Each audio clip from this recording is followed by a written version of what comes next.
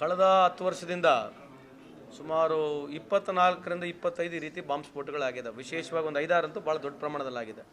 ಇದನ್ನು ಖಂಡಿಸ್ತೀವಿ.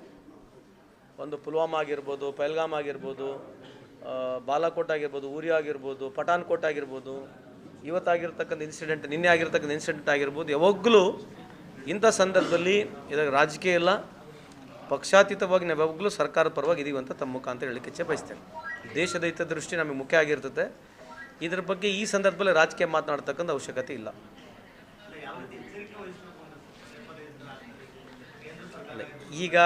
ಈಗ ಅದರ ಬಗ್ಗೆ ಮಾತಾಡೋದು ಸರಿ ಇಲ್ಲ. I think we should not speak ನಾವು.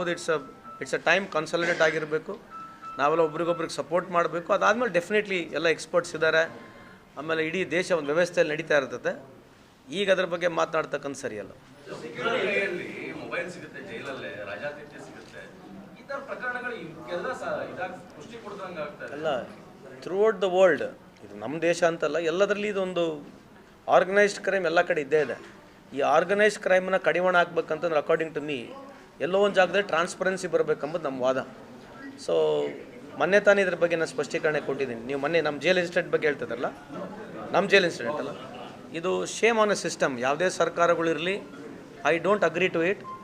ಇದಕ್ಕೆ ಸರ್ಕಾರ ಪರ್ಯಾಯವಾಗಿ ಒಂದು ಪರ್ಮನೆಂಟ್ ಆಗಿ ಇದನ್ನು ಸೊಲ್ಯೂಷನ್ ಆಗಬೇಕು ಅಂತಂದರೆ ಟ್ರಾನ್ಸ್ಪರೆನ್ಸಿ ಒಂದು ಕಾರಣ. It will be definitely helpful ಆಗುತ್ತೆ. ಸಂಬಂಧಪಟ್ಟಿರ್ತ ಸಚಿವರುಗಳಿಗೆ, ಮುಖ್ಯಮಂತ್ರಿಗಳು ನಾನು ಮಾತನಾಡ್ತೀನಿ. ಆಬ್ವಿಯಸ್ಲಿ ಗೃಹ ಸಚಿವರು ಪರಮೇಶ್ವರ್ ಸಾಹೇಬ್ರಿ senior most, he has got lot of experience ಇದೆ. ಮುಂದೆ ಬರ್ತಕ್ಕಂಥಗಳಲ್ಲಿ ಇದನ್ನು ಯಾವ ರೀತಿ ಕಡಿವಾಣ ಹಾಕಬೇಕು, ಕಮ್ಮಿ ಆಗಬೇಕು, ಝೀರೋ ಟಾಲರೆನ್ಸ್ ಆಗ್ತಕ್ಕಂಥದ್ದು ಮಾಡ್ತಾರೆ ಅಂತ ನನ್ನ ನಂಬಿಕೆ, ವಿಶ್ವಾಸ ಇದೆ. ಯಾಕಂದ್ರೆ ಹೈಕೋರ್ಟ್, ಸುಪ್ರೀಂ ಕೋರ್ಟ್ ಕೂಡ ಹೇಳಿದ್ರು, ಸೂಚನೆ ಕೊಡ್ತು, ಜೈಲಲ್ಲಿ ಇಂಥ ರಾಜಾತಿಥ್ಯ ಎಲ್ಲ ಇದನ್ನ ಇಷ್ಟಾದ್ರೂ ಕಡಿವಾಣ ಹಾಕಕ್ಕಾಗ್ತಾ ಇಲ್ಲ. ಏನು ನಡೀತಾ ಇದೆ? ಯಾಕಂದರೆ ಕಮಿಟ್ಮೆಂಟ್ ಇರ್ತಕ್ಕಂಥ ಅಧಿಕಾರಿಗಳು ಕಮ್ಮಿ ಆಗ್ತಾ ಇದ್ದಾರೆ ಅಂತ ಅನ್ಬೋದ. ಯಾಕಂದರೆ ಈ ಥರ ಮಾಡ್ತಕ್ಕಂಥದ್ದಕ್ಕೆ ಎಲ್ಲೋ ಒಂದು ಜಾಗದಲ್ಲಿ ಕಮಿಟೆಡ್ ಆಫೀಸರ್ಸ್ಗಳು ಬೇಕೇ ಬೇಕು. ಸೊ ಐ ಥಿಂಕ್ ಅಂಥ ಆಫೀಸರ್ಸ್ನ ಹುಡುಕಬೇಕು. ಇಂಥ ಆಫೀಸರ್ಸ್ ಯಾರು ಅಂತ ಬೆಂಬಲ ಮಾಡ್ತಾರೆ ಅವರಿಗೆ ಕಡ್ಡಾಯವಾಗಿ ಕಾನೂನು ಪ್ರಕಾರ ಕ್ರಮ ತಗೋಬೇಕು. ಸರ್, ಮೊದಲೆಲ್ಲ ಬಾಂಬ್ ಸ್ಫೋಟಗಳು ಎಲ್ಲಿ ಸೆಕ್ಯೂರಿಟಿ ಇರ್ತಿರಲಿಲ್ಲ, ಜಾಸ್ತಿ ಅಲ್ಲ ಆಗ್ತಾ ಇತ್ತು. ಆದರೆ ಈ ಕೆಂಪುಕೋಟೆ ಬಳಿ ಆಗಿರೋದು ಇದರಿಂದಾಗಿ ಜನರಿಗೆ ಒಂದಷ್ಟು ಆತಂಕ ಉಂಟಾಗ್ತಾ ಇಲ್ವಾ? ಅಲ್ಲ, ಖಂಡಿತವಾಗಿ ಆತಂಕ ಉಂಟಾಗತ್ತೆ. ಬಟ್ ಈ ಸಂದರ್ಭದಲ್ಲಿ ಬೇರೆ ಏನು ಮಾತಾಡಲಾರಂಗೆ ಈಗ ಸಾಲಿಡೇಟರಿ ಇರಬೇಕು, ನಾವೆಲ್ಲ ಒಗ್ಗಟ್ಟಾಗಿರಬೇಕು, ಯಾರು ಮಾಡಿದ್ದಾರೆ ಇದನ್ನ ಪತ್ತೆ ಹಚ್ಚಬೇಕು. ಅದು ನಮ್ಮ ಈಗ ಮೊದಲನೇದು. ಆಮೇಲೆ ಅದ್ರ ಜೊತೆಗೆ ಇಡೀ ದೇಶದಲ್ಲಿ ನಾವೆಲ್ಲ ಸ್ವಲ್ಪ ಜಾಗೃತರಾಗಿರಬೇಕು. ಯಾವುದೇ ರೀತಿಯಾದ ಒಂದು ಆಸ್ಪದ, ಒಂದು ಸಸ್ಪೆಕ್ಟ್ ಏನನ್ನ ಕಂಡ್ರೆ ಒಬ್ರಿಗೊಬ್ಬರು ಕೋಆರ್ಡಿನೇಟ್ ಮಾಡ್ತಕ್ಕಂಥ ಸಂದರ್ಭ ಈಗ. ಕಳೆದ 10 ವರ್ಷದಿಂದ ಸುಮಾರು 24ರಿಂದ 25 ರೀತಿ ಬಾಂಬ್ ಸ್ಫೋಟಗಳಾಗಿದೆ. ವಿಶೇಷವಾಗಿ ಒಂದು 5-6 ಅಂತೂ ಭಾಳ ದೊಡ್ಡ ಪ್ರಮಾಣದಲ್ಲಾಗಿದೆ. ಇದನ್ನು ಖಂಡಿಸ್ತೀವಿ. ಒಂದು ಪುಲ್ವಾಮಾ ಆಗಿರ್ಬೋದು, ಪಹಲ್ಗಾಮ್ ಆಗಿರ್ಬೋದು, ಬಾಲಾಕೋಟ್ ಆಗಿರ್ಬೋದು, ಉರಿ ಆಗಿರ್ಬೋದು, ಪಠಾನ್ಕೋಟ್ ಆಗಿರ್ಬೋದು, ಇವತ್ತಾಗಿರ್ತಕ್ಕಂಥ ಇನ್ಸಿಡೆಂಟ್, ನಿನ್ನೆ ಆಗಿರ್ತಕ್ಕಂಥ ಇನ್ಸಿಡೆಂಟ್ ಆಗಿರ್ಬೋದು. ಯಾವಾಗಲೂ ಇಂಥ ಸಂದರ್ಭದಲ್ಲಿ ಇದಕ್ಕೆ ರಾಜಕೀಯ ಇಲ್ಲ, ಪಕ್ಷಾತೀತವಾಗಿ ನಾವು ಯಾವಾಗಲೂ ಸರ್ಕಾರದ ಪರವಾಗಿ ಇದೀವಿ ಅಂತ ತಮ್ಮ ಮುಖಾಂತರ ಹೇಳಲಿಕ್ಕೆ ಇಚ್ಛೆ ಬಯಸ್ತೇನೆ.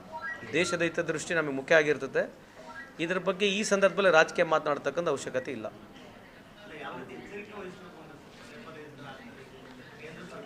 ಈಗ ಅದರ ಬಗ್ಗೆ ಮಾತಾಡೋದು ಸರಿ ಇಲ್ಲ. I think we should not speak ನಾವು. ಇಟ್ಸ್ ಅ ಟೈಮ್ ಕನ್ಸಾಲಿಡೇಟ್ ಆಗಿರಬೇಕು.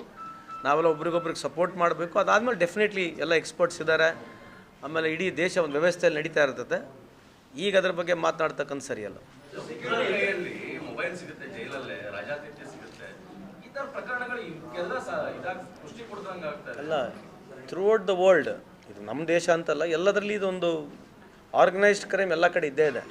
ಈ ಆರ್ಗನೈಸ್ಡ್ ಕ್ರೈಮನ್ನ ಕಡಿವಾಣ ಹಾಕ್ಬೇಕಂತಂದ್ರೆ ಅಕಾರ್ಡಿಂಗ್ ಟು ಮೀ ಎಲ್ಲೋ ಒಂದು ಜಾಗದಲ್ಲಿ ಟ್ರಾನ್ಸ್ಪರೆನ್ಸಿ ಬರಬೇಕೆಂಬುದು ನಮ್ಮ ವಾದ. ಸೊ ಮೊನ್ನೆ ತಾನೇ ಇದ್ರ ಬಗ್ಗೆ ನಾನು ಸ್ಪಷ್ಟೀಕರಣ ಕೊಟ್ಟಿದ್ದೀನಿ. ನೀವು ಮೊನ್ನೆ ನಮ್ಮ ಜೈಲ್ ಇನ್ಸಿಡೆಂಟ್ ಬಗ್ಗೆ ಹೇಳ್ತಿದ್ರಲ್ಲ, ನಮ್ಮ ಜೈಲ್ ಇನ್ಸಿಡೆಂಟ್ ಅಲ್ಲ, ಇದು ಶೇಮ್ ಆನ್ ಎ ಸಿಸ್ಟಮ್. ಯಾವುದೇ ಸರ್ಕಾರಗಳಿರಲಿ, I don't agree to it. ಇದಕ್ಕೆ ಸರ್ಕಾರ ಪರ್ಯಾಯವಾಗಿ ಒಂದು ಪರ್ಮನೆಂಟ್ ಆಗಿ ಇದನ್ನು ಸೊಲ್ಯೂಷನ್ ಆಗಬೇಕು ಅಂತಂದರೆ ಟ್ರಾನ್ಸ್ಪರೆನ್ಸಿ ಒಂದು ಕಾರಣ. It will be definitely helpful ಆಗುತ್ತೆ. ಸಂಬಂಧಪಟ್ಟಿರ್ತ ಸಚಿವರುಗಳಿಗೆ, ಮುಖ್ಯಮಂತ್ರಿಗಳು ನಾನು ಮಾತನಾಡ್ತೀನಿ. ಆಬ್ವಿಯಸ್ಲಿ ಗೃಹ ಸಚಿವರು ಪರಮೇಶ್ವರ್ ಸಾಹೇಬ್ರಿ senior most, he has got lot of experience ಇದೆ. ಮುಂದೆ ಬರ್ತಕ್ಕಂಥಗಳಲ್ಲಿ ಇದನ್ನು ಯಾವ ರೀತಿ ಕಡಿವಾಣ ಹಾಕಬೇಕು, ಕಮ್ಮಿ ಆಗಬೇಕು, ಝೀರೋ ಟಾಲರೆನ್ಸ್ ಆಗ್ತಕ್ಕಂಥದ್ದು ಮಾಡ್ತಾರೆ ಅಂತ ನನ್ನ ನಂಬಿಕೆ, ವಿಶ್ವಾಸ ಇದೆ. ಯಾಕಂದ್ರೆ ಹೈಕೋರ್ಟ್, ಸುಪ್ರೀಂ ಕೋರ್ಟ್ ಕೂಡ ಹೇಳಿದ್ರು, ಸೂಚನೆ ಕೊಡ್ತು, ಜೈಲಲ್ಲಿ ಇಂಥ ರಾಜಾತಿಥ್ಯ ಎಲ್ಲ ಇದನ್ನ ಇಷ್ಟಾದ್ರೂ ಕಡಿವಾಣ ಹಾಕಕ್ಕಾಗ್ತಾ ಇಲ್ಲ. ಏನು ನಡೀತಾ ಇದೆ? ಯಾಕಂದರೆ ಕಮಿಟ್ಮೆಂಟ್ ಇರ್ತಕ್ಕಂಥ ಅಧಿಕಾರಿಗಳು ಕಮ್ಮಿ ಆಗ್ತಾ ಇದ್ದಾರೆ ಅಂತ ಅನ್ಬೋದ. ಯಾಕಂದರೆ ಈ ಥರ ಮಾಡ್ತಕ್ಕಂಥದ್ದಕ್ಕೆ ಎಲ್ಲೋ ಒಂದು ಜಾಗದಲ್ಲಿ ಕಮಿಟೆಡ್ ಆಫೀಸರ್ಸ್ಗಳು ಬೇಕೇ ಬೇಕು. ಸೊ ಐ ಥಿಂಕ್ ಅಂಥ ಆಫೀಸರ್ಸ್ನ ಹುಡುಕಬೇಕು. ಇಂಥ ಆಫೀಸರ್ಸ್ ಯಾರು ಅಂತ ಬೆಂಬಲ ಮಾಡ್ತಾರೆ ಅವರಿಗೆ ಕಡ್ಡಾಯವಾಗಿ ಕಾನೂನು ಪ್ರಕಾರ ಕ್ರಮ ತಗೋಬೇಕು. ಸರ್, ಮೊದಲೆಲ್ಲ ಬಾಂಬ್ ಸ್ಫೋಟಗಳು ಎಲ್ಲಿ ಸೆಕ್ಯೂರಿಟಿ ಇರ್ತಿರ್ಲಿಲ್ಲ, ಜಾಸ್ತಿ ಅಲ್ಲ ಆಗ್ತಾ ಇತ್ತು. ಆದ್ರೆ ಈ ಬಾರಿ ಕೆಂಪುಕೋಟೆ ಬಳಿ ಆಗಿರೋದು ಇದರಿಂದಾಗಿ ಜನರಿಗೆ ಒಂದೊಂದಷ್ಟು ಆತಂಕ ಉಂಟಾಗ್ತಾ ಇಲ್ವಾ ಅಂತ? ಅಲ್ಲ, ಖಂಡಿತವಾಗಿ ಆತಂಕ ಉಂಟಾಗತ್ತೆ. ಬಟ್ ಈ ಸಂದರ್ಭದಲ್ಲಿ ಬೇರೆ ಏನು ಮಾತಾಡಲಾರಂಗೆ ಈಗ ಸಾಲಿಡೇಟರಿ ಇರಬೇಕು, ನಾವೆಲ್ಲ ಒಗ್ಗಟ್ಟಾಗಿರಬೇಕು, ಯಾರು ಮಾಡಿದ್ದಾರೆ ಅದನ್ನ ಪತ್ತೆ ಹಚ್ಚಬೇಕು. ಅದು ನಮ್ಮ ಈಗ ಮೊದಲನೇದು. ಆಮೇಲೆ ಅದ್ರ ಜೊತೆಗೆ ಇಡೀ ದೇಶದಲ್ಲಿ ನಾವೆಲ್ಲ ಸ್ವಲ್ಪ ಜಾಗೃತರಾಗಿರಬೇಕು. ಯಾವುದೇ ರೀತಿಯಾದ ಒಂದು ಆಸ್ಪದ ಒಂದು ಸಸ್ಪೆಕ್ಟ್ ಏನನ್ನ ಕಂಡ್ರೆ ಒಬ್ರಿಗೊಬ್ಬರು ಕೋಆರ್ಡಿನೇಟ್ ಮಾಡ್ತಕ್ಕಂಥ ಸಂದರ್ಭ ಈಗ. ಕಳೆದ 10 ವರ್ಷದಿಂದ ಸುಮಾರು 24ರಿಂದ 25 ಈ ರೀತಿ ಬಾಂಬ್ ಸ್ಫೋಟಗಳಾಗಿದೆ. ವಿಶೇಷವಾಗಿ ಒಂದು 5-6 ಅಂತೂ ಭಾಳ ದೊಡ್ಡ ಪ್ರಮಾಣದಲ್ಲಾಗಿದೆ. ಇದನ್ನು ಖಂಡಿಸ್ತೀವಿ. ಒಂದು ಪುಲ್ವಾಮಾ ಆಗಿರ್ಬೋದು, ಪಹಲ್ಗಾಮ್ ಆಗಿರ್ಬೋದು, ಬಾಲಾಕೋಟ್ ಆಗಿರ್ಬೋದು, ಉರಿ ಆಗಿರ್ಬೋದು, ಪಠಾನ್ಕೋಟ್ ಆಗಿರ್ಬೋದು, ಇವತ್ತಾಗಿರ್ತಕ್ಕಂಥ ಇನ್ಸಿಡೆಂಟ್, ನಿನ್ನೆ ಆಗಿರ್ತಕ್ಕಂಥ ಇನ್ಸಿಡೆಂಟ್ ಆಗಿರ್ಬೋದು. ಯಾವಾಗಲೂ ಇಂಥ ಸಂದರ್ಭದಲ್ಲಿ ಇದಕ್ಕೆ ರಾಜಕೀಯ ಇಲ್ಲ, ಪಕ್ಷಾತೀತವಾಗಿ ನಾವು ಯಾವಾಗಲೂ ಸರ್ಕಾರದ ಪರವಾಗಿ ಇದೀವಿ ಅಂತ ತಮ್ಮ ಮುಖಾಂತರ ಹೇಳಲಿಕ್ಕೆ ಇಚ್ಛೆ ಬಯಸ್ತೇನೆ. ದೇಶದ ಹಿತದೃಷ್ಟಿ ನಮಗೆ ಮುಖ್ಯ ಆಗಿರ್ತದೆ. ಇದ್ರ ಬಗ್ಗೆ ಈ ಸಂದರ್ಭದಲ್ಲಿ ರಾಜಕೀಯ ಮಾತನಾಡ್ತಕ್ಕಂಥ ಅವಶ್ಯಕತೆ ಇಲ್ಲ.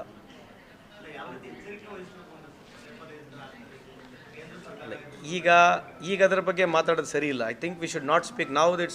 ಇಟ್ಸ್ ಅ ಟೈಮ್ ಕನ್ಸಾಲಿಡೇಟ್ ಆಗಿರಬೇಕು. ನಾವೆಲ್ಲ ಒಬ್ರಿಗೊಬ್ರಿಗೆ ಸಪೋರ್ಟ್ ಮಾಡಬೇಕು. ಅದಾದಮೇಲೆ ಡೆಫಿನೆಟ್ಲಿ ಎಲ್ಲ ಎಕ್ಸ್ಪರ್ಟ್ಸ್ ಇದ್ದಾರೆ. ಆಮೇಲೆ ಇಡೀ ದೇಶ ಒಂದು ವ್ಯವಸ್ಥೆಯಲ್ಲಿ ನಡೀತಾ ಇರ್ತದೆ. ಈಗ ಅದ್ರ ಬಗ್ಗೆ ಮಾತನಾಡ್ತಕ್ಕಂಥ ಸರಿಯಲ್ಲ. ಮೊಬೈಲ್ ಸಿಗುತ್ತೆ, ಜೈಲಲ್ಲೇ ರಾಜಾತಿಥ್ಯ ಸಿಗುತ್ತೆ.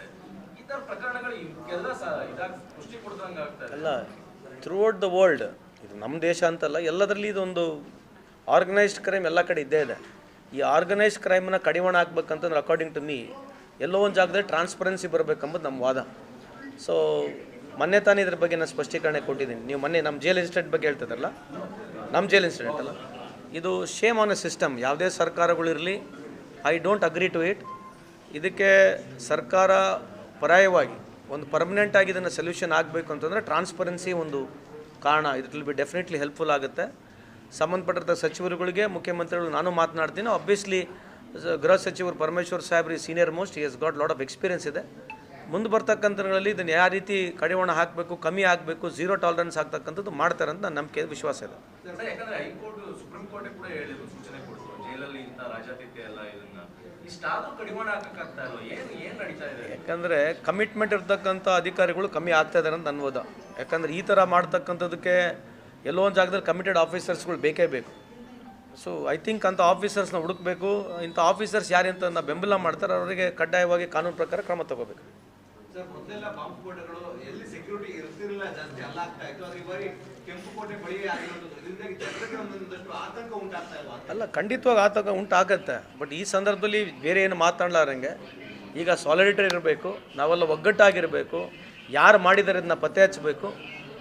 ಅದು ನಮ್ಮ ಈಗ ಮೊದಲನೇದು. ಆಮೇಲೆ ಅದ್ರ ಜೊತೆಗೆ ಇಡೀ ದೇಶದಲ್ಲಿ ನಾವೆಲ್ಲ ಸ್ವಲ್ಪ ಜಾಗೃತರಾಗಿರಬೇಕು. ಯಾವುದೇ ರೀತಿಯಾದ ಒಂದು ಆಸ್ಪದ ಒಂದು ಸಸ್ಪೆಕ್ಟ್ ಏನನ್ನ ಕಂಡ್ರೆ ಒಬ್ರಿಗೊಬ್ಬರು ಕೋಆರ್ಡಿನೇಟ್ ಮಾಡ್ತಕ್ಕಂಥ ಸಂದರ್ಭ ಈಗ.